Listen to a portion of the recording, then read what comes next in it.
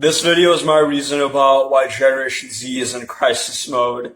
We were all dealt a bad hand. The first reason is mass unchecked immigration, which is completely unfair.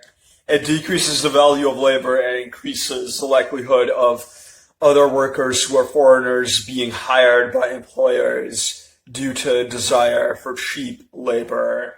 More immigrants were needed during the 1980s and the 1990s. That is the only time when immigration was correct. Ever since the mid-2000s up until now in the 2020s, all these new immigrants, they're not needed. We have more than enough multi-ethnic and multicultural and non-white people in America and in the West. We don't need more non-whites to flood these communities and enter. So immigration should have ended by the year of 2010. But after that, it just kept on getting worse and worse and worse. And the value of labor decreased. And the amount of available jobs and positions also decreased even more. The second reason would be ghost job ads and fake job ads, etc. It's just another word for phantom job ads. This trend has existed ever since the 1960s or the 1970s, but it was never as prevalent or prolific or as done as much as it is right now.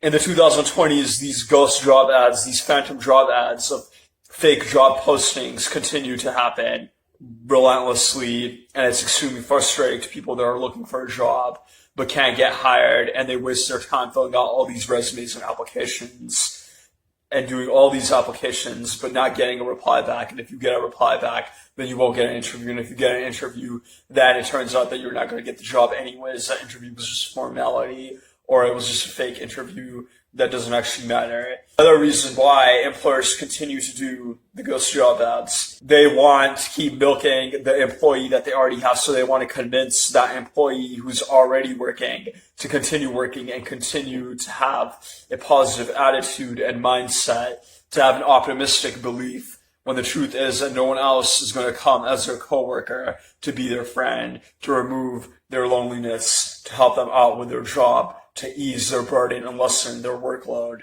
If they're convinced by their employer, by their boss, that they will get more help, that they are looking to hire a coworker for them, then that one employee will continue to have more devotion and courage towards their job. They want to push this misconception out in the media, in the general public, that their brand, their business is booming, that their company is booming, that their company has the ability to hire more workers because there's more work that is being done, there's more demand, so they need someone to help them make more supply, and they think that the person who's going to make that supply happen and increase is going to be another employee. But the truth is that there's no other employee that's going to be hired.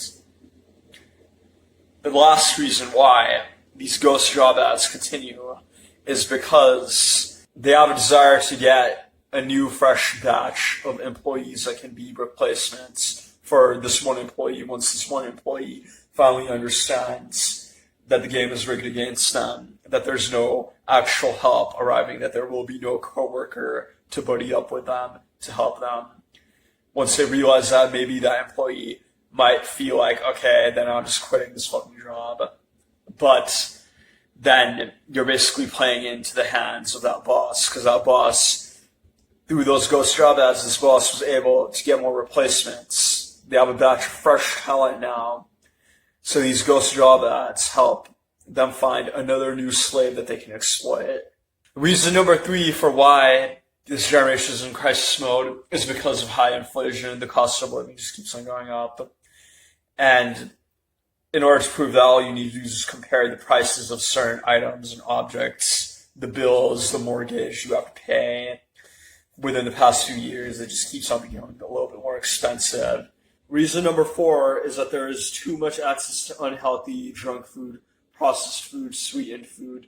That is, sometimes this junk food might not be sweet, it might be sour, but at the end of the day, it's not healthy, it's not nutritious. And in the long run, it just kills the consumer completely.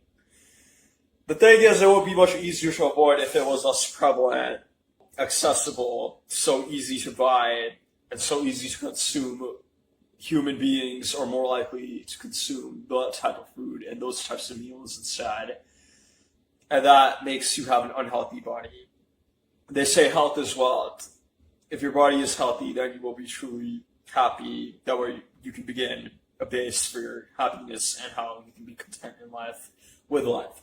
But at the end of the day, if you don't have a healthy body, then you're not going to have a healthy mind, and you most likely won't be successful at life. So many Americans and Europeans are becoming obese and fat. They're dying of heart attacks, asthma. They're becoming victims of these diseases. Sometimes they don't die of a disease, but at the end of the day, they live life much, much harder. It becomes much, much harder when you have a disease, even if that disease doesn't kill you. Reason number 5 is the whole gender confusion. Gender confusion. Some say there are 3 genders, others say there might be 72 genders, or 90 genders, or 100 genders, or 1,000 genders. People are confused with the simple fact that they don't understand that if you were born with male organs, you're a man. I know that. Don't try to assume as a hater or a critic that I might be guilty of this, because no, just because I have long hair, that doesn't mean I'm a transgender. First of all, I identify as a man, and I was born with male body parts and male organs. I was born as a man, and I identify as a man. I'm not a transgender.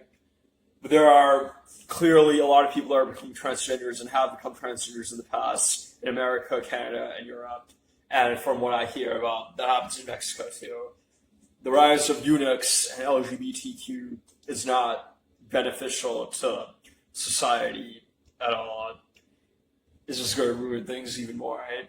Reason number 6 is that we all have to pay extra taxes to finance the pensions of the aging population.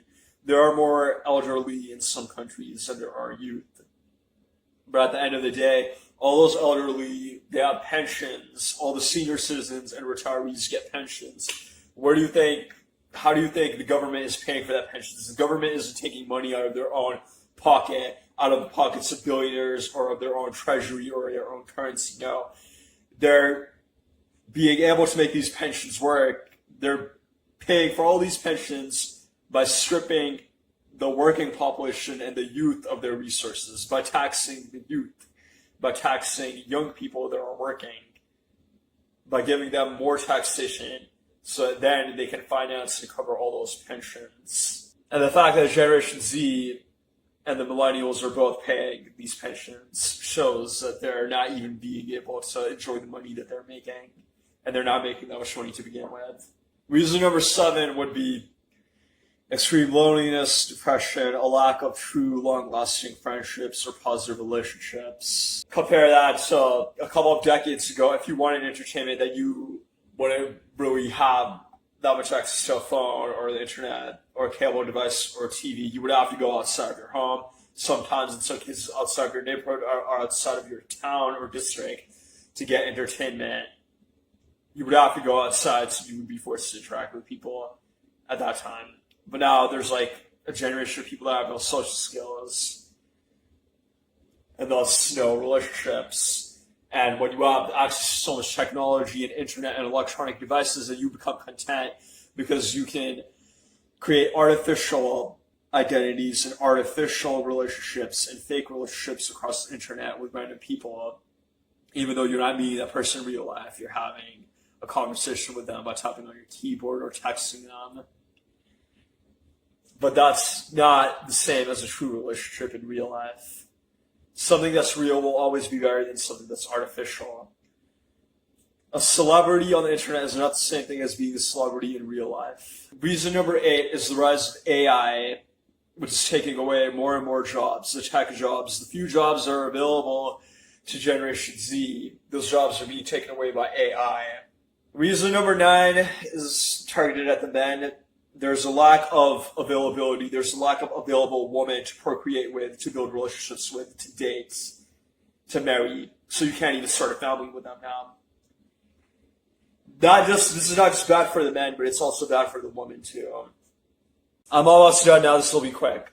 Reason number 10 is all these QR codes. Sometimes when you have to fill out a job application, then you see a QR code. If you go to that market or to that shop, or a gas station in person, then you will see a QR code on the application sign or on the front door.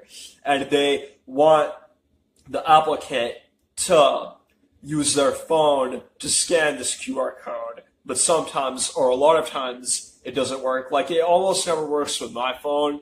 These QR codes don't work, but for some reason, the government. Reason number 11 is all these self-driving vehicles that cause more car accidents and car crashes and potentially create more loss of life. It can amputate a person. These self-driving cars can accidentally kill passengers and pedestrians. They can cause loss of life. But for some reason, people are promoting these self-driving cars despite all the issues and cons with it. All the traffic jams that will be caused through these self-driving vehicles that are not necessary. They're all counterproductive.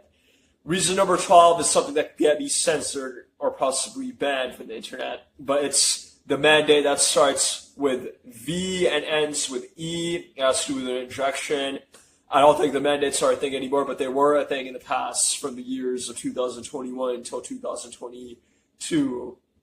After that, those mandates died down, but at the end of the day, I think everybody who knows that it's related to the virus, most people that are mature, most of my audience that has common sense will understand what I mean by the mandates that have to do with an injection, that have to do with a virus. But at the end of the day, the previous generations do not have to deal with all of these issues.